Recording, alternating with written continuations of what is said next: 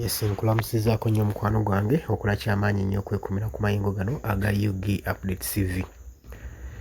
Olutalo lubaluseewo wakati wa Andrew Mwenda ssaako ne General Muhoozi Kainerugaba, Chief of Defence Force, ng'entabwe eva ku kiggwe mukwano gwange ali eyampuliriza. Ngenda kuba nga ndukuwa naye ng'oli ku UG Update TV kw'osinza obba ng'otuwuliriza bwe bali kwekumira ku mayingo gano. Gwe n'atannatweyongako nga ndiyagadde otwegattako kiriya wansi waliwo ekigambo subscribe kikoneko, ojja kuba ng'osobola bulungi nnyo otwegattako gwe mukwano gwange ali yampuliriza. Abali mu diaspora emitala w'amayanja mbanirizaako nnyo, mwebali mulimu gw'omukolo ogw'amaanyi okulaba nga mwekuumira ku mayingo gano aga UG Update TV. Jjukira nti nno wiiki eno nga bwe nabawa amawulire agavuddeko emabega nga eggye ly'eggwanga erya UPDF limaze okuba nga likwatamu ebyalo nga lyolekedde mu ggwanga erya Democratic Republic of Congo eyo mu buvanjuba bwayo. Jjukira nti nebibadde ku mimwa gya General Muhoozi Kainerugaba, Chief of Defence Force, naddala ku social media lwe lugendo lw'e Bunia, era nga kigambibwa nti amagye ga ggwanga erya UPDF lyolekera mu ggwanga erya Congo mu Bunia mu buvanjuba okusobola okulaba nga balwanyisa abayeekera ba ADF. Kaakati ekibadde ku social media ensangi zino, jjukira nti General Muhoozi Kainerugaba yeegulidde omuze gw'okubanga agenda maaso n'okupositinga buli kyawulira nga kimuli ku mutima ng'agala okitegeezaako ku bannayuganda. Social media yafuuka platform ye gy'ayagala okuba nga onakyagala okwanawunsinga nga wobayo olulu lw'ekigere. Yasinzidde okwo ku mukutu gwera ekibanja kye ekya Twitter n'awandiika obubaka buno wammanga n'agamba nti obubaka bwe yataddeko nga sinnabukuwa wabula bwo bw'alazenga obuli mu ngeri y'okusosola. Yavuddeyo n'agamba nti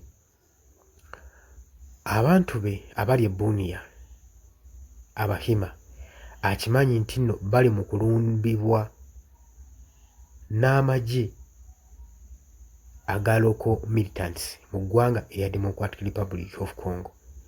N'agamba oyo yenna akola ekikola ekyo okulumba Abahima, omusaayi gwe gwennyini gwe yazze okuprotectinga mu Bunia, akimanye nti tebagenda kubanga bagendera awo nabo balina okkisasulira.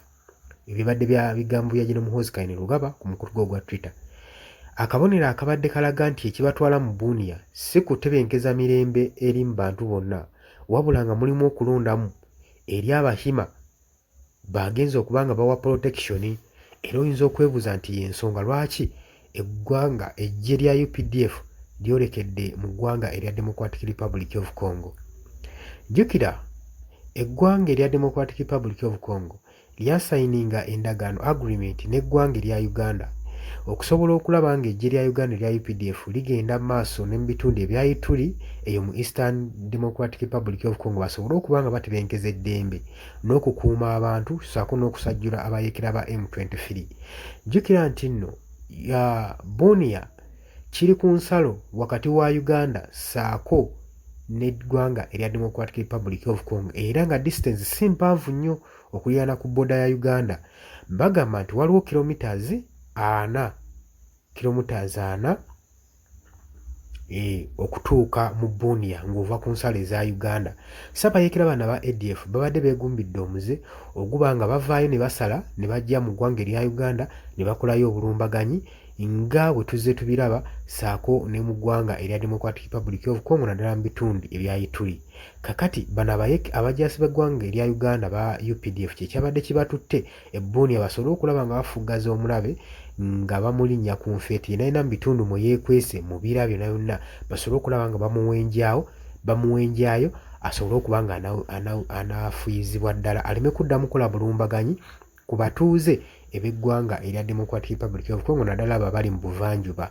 Naye kati statement yakoleddwa General Muhoozi, Chief of Defence Force, kadde kabonero akalaga nti bano ekibatwalayo okuprotectinga musaayi gwabwe ab'ekika Abahima nga we yakyogedde. Wabula wano Andrew Mwenda kyaba avuddeyo n'agamba eggwanga erya Democratic Republic of Congo nti tebafaayo na bigambo bya General Muhoozi Kainerugaba era tebabitwala nga nsonga. G'amagye ekigatutteyo bakimanyi kukuuma bantu ba Democratic Republic of Congo na kutebenkeza ddembe, wabula so si kulondamu nti Bahima bagenda okuwa protection. obadde ku Yogi Update TV nga kw'osinza okuba nga otuuliza ebale kwekumira ku mayungu gano gwagala otweyungako wansi waliwo ekigambo subscribe.